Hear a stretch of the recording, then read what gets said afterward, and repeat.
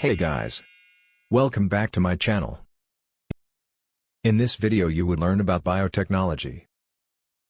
But before that we make sure to subscribe to our channel and turn the notification on, so you don't miss any videos in the future. Biotechnology is the use and manipulation of biological processes to develop new drugs, genetically engineered plants, biofuels, textiles, and sustainable food. Biotechnology is a broad field of biology that deals with the utilization of biological systems and creatures to generate or produce things. Depending on the techniques and applications utilized, it usually overlaps with related scientific areas.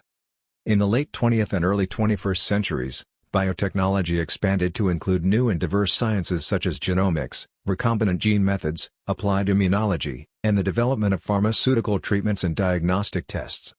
For almost 10,000 years, people have used biological processes to improve their quality of life, beginning with the first agricultural societies.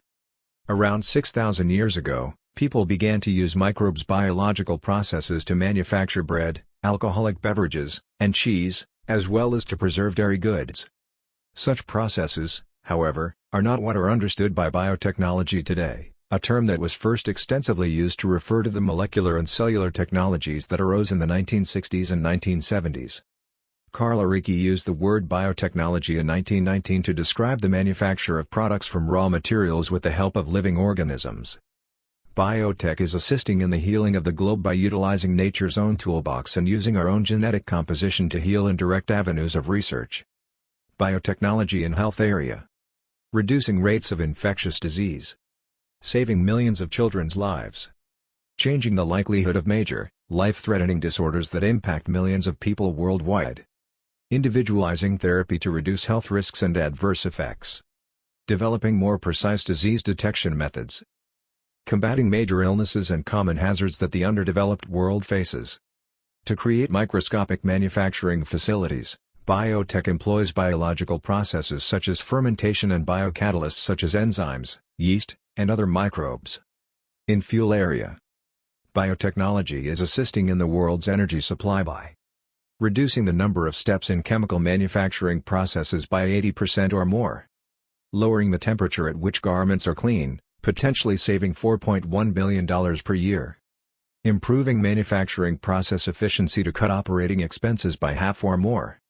Reducing dependency on and use of petrochemicals. Using biofuels to reduce greenhouse gas emissions by at least 52%. Reducing water use and trash creation. And realizing the full potential of traditional biomass waste products. Biotechnology in agriculture. Biotechnology boosts agricultural pest resistance, herbicide tolerance, and the use of more environmentally sustainable farming practices. Biotechnology is helping to feed the world by increasing crop yields with fewer inputs. Reducing the amount of agricultural chemicals used by crops and limiting runoff of these products into the environment. Using biotech crops that require less pesticide applications and allow farmers to reduce tilling fields. Creating crops with improved nutritional profiles to address vitamin and nutrient shortages. Producing meals that are devoid of allergies and poisons like mycotoxin, and improving the content of food. Alternatively, a desirable species can be cross-pollinated with another species to generate a hybrid with the best characteristics of both bananas.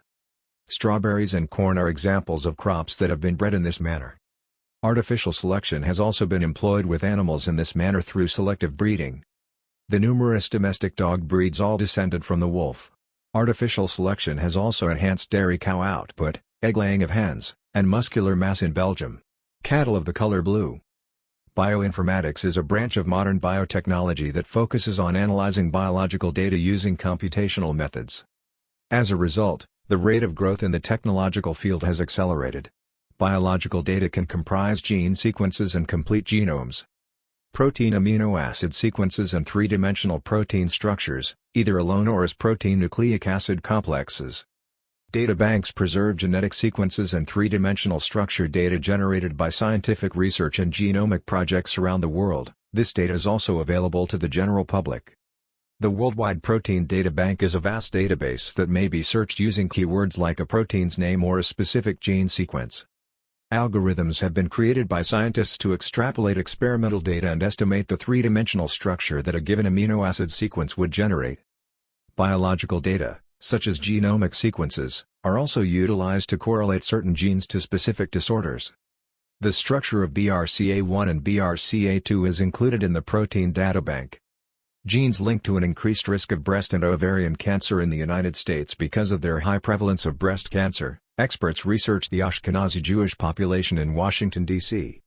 Volunteers' genomes were sequenced using blood from a finger prick, and it was discovered that 5,000 of them had BRCA gene mutations.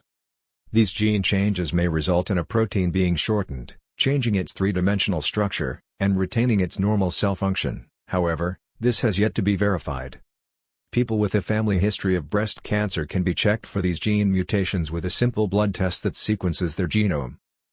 Pharmacogenomics is a relatively new field of biotechnology that examines a person's genome sequence to provide individualized treatment rather than the traditional one-size-fits-all approach. Doctors use trial and error to characterize various accessible medications in the traditional technique, until they find one with the right combination of toxicity and efficacy for the patient. The pharmacogenomics technique examines the patient's DNA to identify which medicine would be best for them and in what concentration. Pharmacogenomics is currently being used to treat some HIV patients, lymphoblastic leukemia, colon cancer, and breast cancer patients, and it is planned to be expanded to include heart disease treatment. Different types of cancer, asthma and sadness are likely in the near future. A lesson for today. I hope you have learned something new today with us. Thank you for watching my video.